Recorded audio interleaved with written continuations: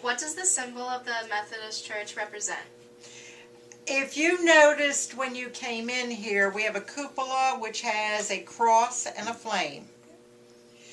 And that is a symbol of the United Methodist Church. The cross, of course, standing for Christ, the flame for the Holy Spirit. And the reason our symbol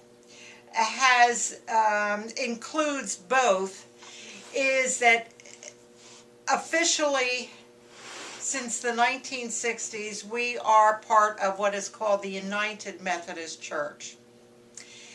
And the cross and the flame are a combination of symbols that were representative of two denominations before the merger in 1968 of the United Methodist Church.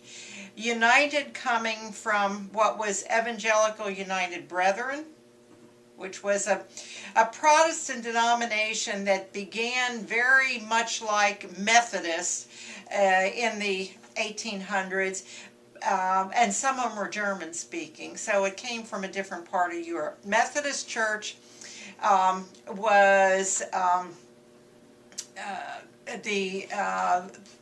was what was established in the 1700s through the work of John Wesley. So I won't get into a whole lot of history, but it's basically when there was the merger in 1968 between the Evangelical United Brethren and the Methodist Church in the United States. They chose the name United and Methodist to symbolize the joining of the two denominations, and then using the cross and the flame. The cross coming from the Methodist background and the flame from the Evangelical United Brethren, although both have been important in the history of the church, whatever denomination. So, okay, that's... I noticed that cross and the cross in the sanctuary didn't have Jesus on it. Is there any significance to that? Traditionally, in Protestant churches, including the United Methodist, we show the bare cross, the empty in the sense of there is no